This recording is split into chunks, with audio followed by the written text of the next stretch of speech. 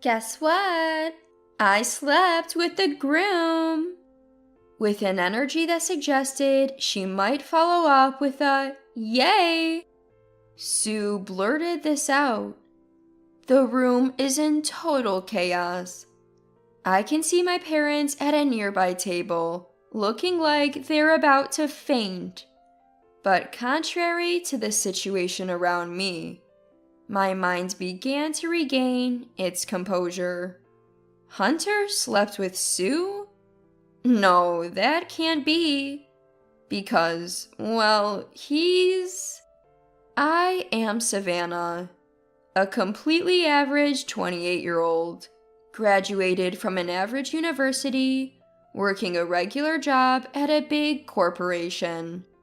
I'm not a failure by any means, but I've always been, for better or worse, just average. Average in studies, in sports, in socializing with friends. I'm not particularly remarkable, nor do I have any standout features.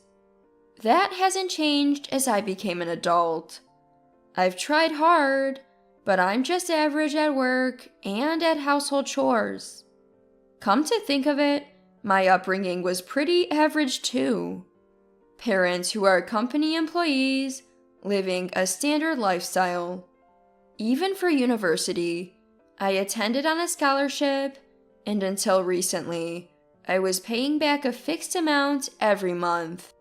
I'm not complaining, and I'm genuinely thankful to my parents for raising me this far. But the fact remains that my life has been nothing but average so far. On the other hand, my best friend Sue has led a life that's complete opposite of mine. Sue and I started at a company at the same time. We were placed in the same department, and since we were the only two women there, we became friends. Our friendship blossomed into something special, mostly thanks to Sue's incredible personality. She's outgoing and bubbly, unlike me, who's more reserved. Despite her beauty, her Ivy League degree, and her wealthy upbringing, she's never pretentious. Sure, she's confident and always surrounded by good-looking, successful guys. But that's because she's competent and incredibly charming. She's also incredibly observant and proactive, qualities I wish I had. It's different from me. Yet, every time I think about how different Sue and I are, it bugs me. I sigh heavily and press the enter key with more force than necessary. 5 years into the job, I'm used to the work, even if I'm not the most efficient. So, while lost in thought, my fingers kept typing away. Suddenly, a soft thud hits the back of my head. What's the sigh for, Savannah? Frustrated much? Not painful, but I hold the back of my head and turn around in my chair.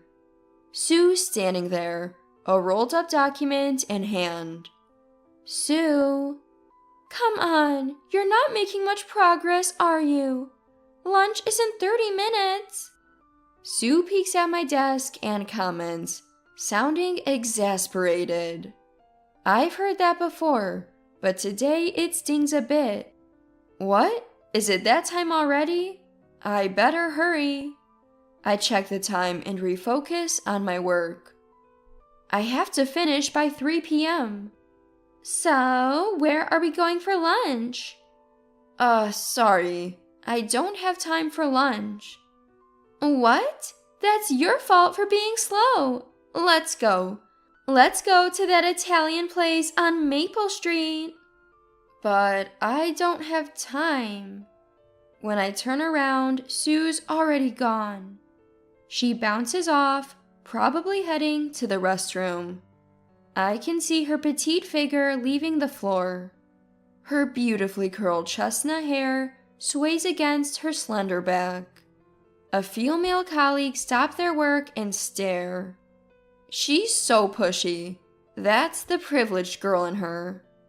I can't help but grumble. Not listening to people is one of Sue's flaws. But I know she means well.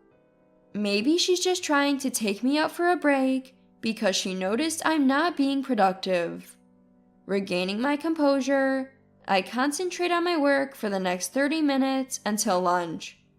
The Italian restaurant Sue loves is a 5-minute walk from the office. It's a stylish place, delicious, and not the kind where an office worker would casually have lunch. At $30 for lunch, it's a place I'd never go to alone. Oh man, I really need a boyfriend. We're both pushing 30, you know? Time to settle down and leave the job grind behind, don't you think? Savannah, you're dating someone, right? Even though her tone is casual, she handles her knife and fork with surprising skill. You can tell she comes from a good upbringing, I think to myself as I twirl pasta onto my fork.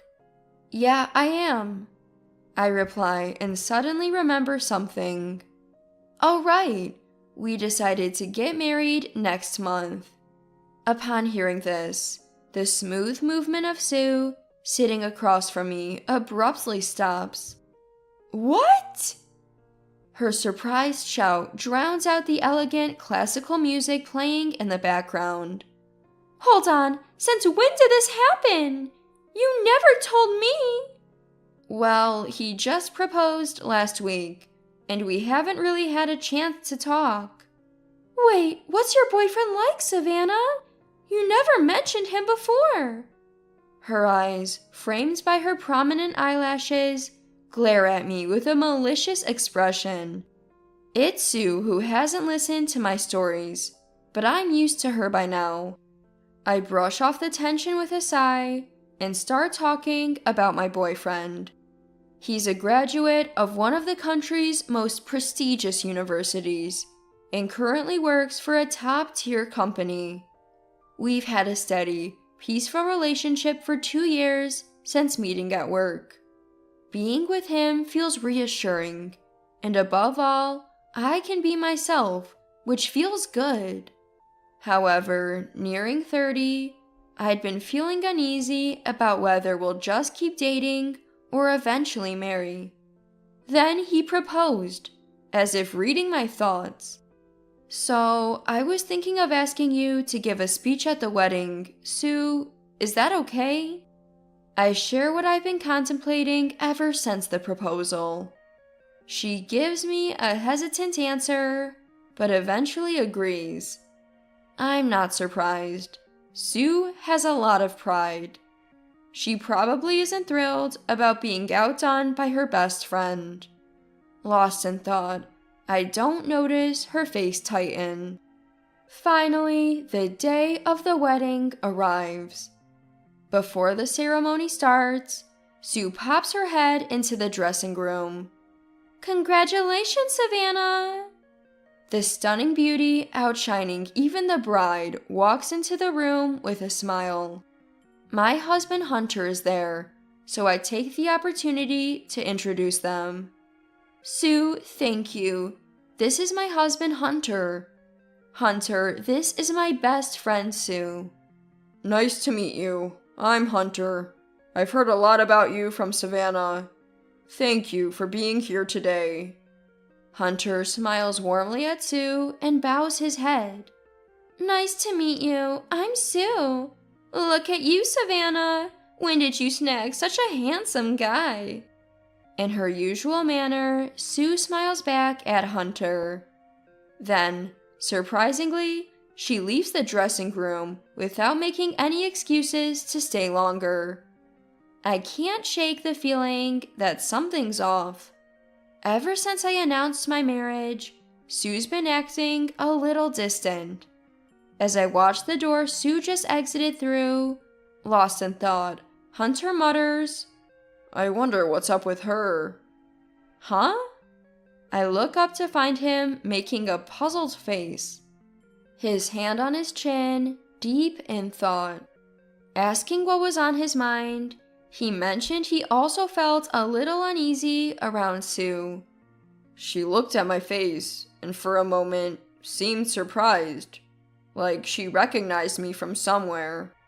He spoke, but seems like he couldn't quite remember where he might know her from. Sue was undeniably beautiful. It's not like you'd easily mistake her for someone else. No clear answers emerged, but the ceremony went on. The spacious venue was filled with round tables, and everyone, old friends and new, beamed with joy. Sitting at the head table, the reality of getting married began to sink in. For so long, I thought I'd never marry. I always considered my life and each day in it as pretty average. Whether being unmarried was normal or not, I had planned to live my life alone. That was until I met Hunter. The ceremony moved smoothly, and now it was time for the best friend speech. I found myself looking at Sue. She stood up, heels clicking as she elegantly walked toward the podium. Truly, Sue looked as beautiful as usual today, or even more beautiful than usual.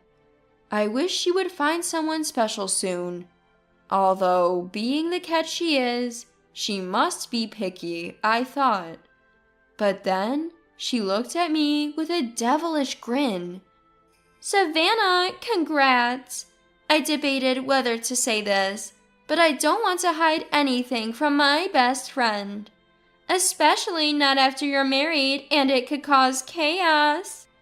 And with that, Sue's face lit up with a cunning smile. Wait, what? The room became restless. My once calm heart got suddenly shaken.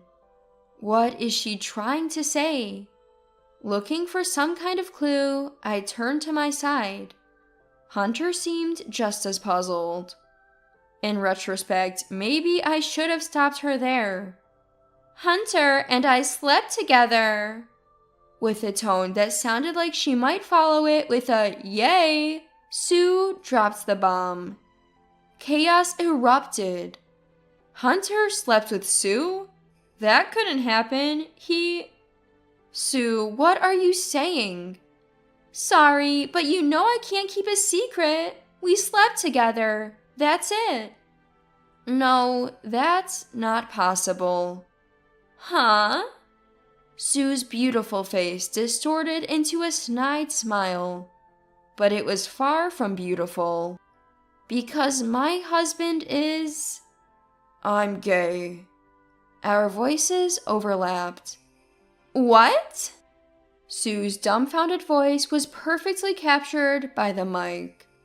The room went into an uproar, making it impossible to know who said what. Sue stood frozen, her face a picture of disbelief. Forget about speeches now. Just then, the door bursts open. In comes a man. "Sorry I'm late, bro." The guy who appears at the door looks just like the groom, a spitting image. Sue glances between the man and Hunter, who's standing next to me. She's speechless. "Whew, made it just in time. But what's with the tension here?" As he comes closer, he tilts his head, puzzled by the atmosphere in the room. Noticing Sue on his way, he perks up. "Hey, long time no see. What brings you here?" He waves casually at Sue. "Hold on, 2 hunters? What's going on?" Finally understanding the situation, I stood up and walked over to Sue. You see, Hank and my husband Hunter are identical twins. Hunter, the older twin, has eyes that emanate kindness, while Hank, the younger one, has a mischievous glint in his eyes. Unless you're really close to them, it's hard to tell them apart. Hank also has a complicated love life. He's a womanizer who uses his brother's reputation to juggle multiple relationships, causing headaches for Hunter. Despite all this, their brotherly bond is strong. thanks in part to Hank's likable personality and Hunter's forgiving nature. Sue. I gently touch Sue's back as she sits on the floor, her shoulders slumped. Sue had just made an outrageous confession at my wedding. Although it turned out to be a misunderstanding that led to her own downfall, she had tried to trample on my happiness. But I didn't know how to feel about her. After all, I'd never seen her so broken before. In the end, I realized I'd always admired Sue for her self-confidence.